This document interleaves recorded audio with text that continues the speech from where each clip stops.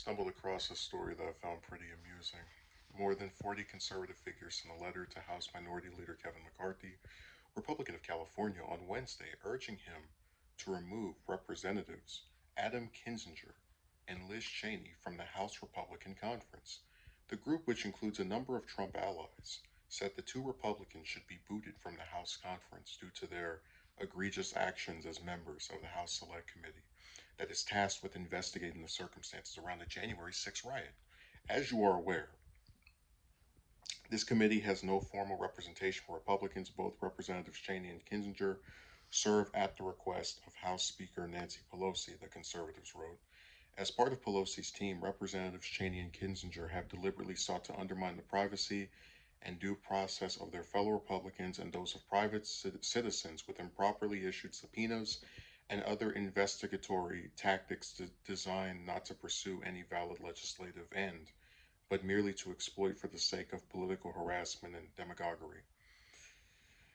The letter was signed by conservatives, including former Reagan Attorney General Edwin Meese, the third American Conservative Union Chairman Matt Slapp, Citizens United President David Bozie, Club for Growth President David McIntosh, and Conservative Partnership Institute Chairman Jim DeMint.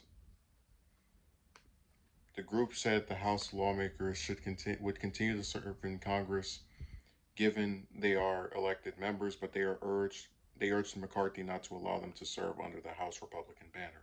We asked that the GOP conference meet immediately to vote on stripping Representatives Cheney and Kinzinger from their membership in the Republican conference. They said, we further inform you that conservative leaders are launching a nationwide movement to add citizens' voices to this effort. A spokesman for Kinzinger blasted the letter. It's sad but not surprising that politicians who push conspiracy theories to their constituents and outright lie for their own personal gain are threatened by Congressman Kinzinger, a truth seeking member of Congress who respects the institution he serves, the people he represents, and the oath he took to defend and protect the U.S. Constitution. Kinzinger spokeswoman Maura Gillespie said in a statement to The Hill. Yeah, that's definitely something that came from his spokesman, the way that they just, sucked him off. The letter to McCarthy comes a day after the House voted to hold former Trump White House Chief of Staff Mark Meadows in criminal contempt for failing to cooperate with the subpoena issued by the January 6th Select Committee. Cheney and Kinzinger were the only two Republicans to vote alongside Democrats in holding Meadows in contempt. More than 9,000, pieces of correspondence, including text messages and emails, have been turned over by Meadows. But because former President Trump has claimed executive privilege, Meadows and his lawyers argued he did not need to appear for a deposition. So it's really funny because I was obviously there at the start of the year when they started the commission on the January 6th incident.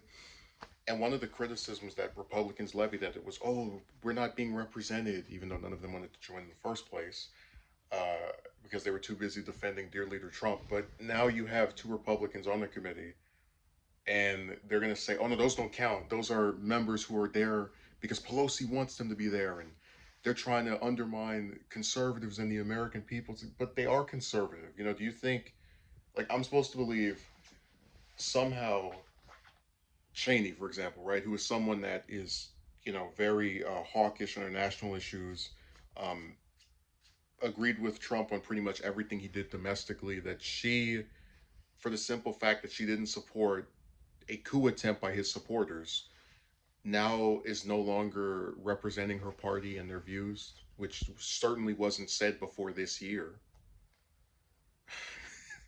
I just think it's hilarious that they turn on these people so quickly, and to have representation that's limited admittedly you only have two members, but to have some representation and then say, oh no, they don't count, it just shows you that they're trying to make it seem as if they have some actual tangible way of saying, oh no, these two are not good enough, we recommend these people. They have no solutions. They don't want any investigation of what happened at the start of this year, because they're trying to suck up to Trump's sycophants who were behind that and who are going to be their voters in the next presidential election. So they're going to sit here and try to pretend that Kinzinger and Cheney, who are both Republicans, are somehow not worthy of having that title anymore.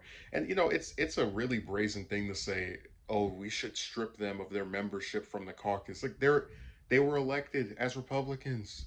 So they're part of the Republican conference. What part of that don't you understand?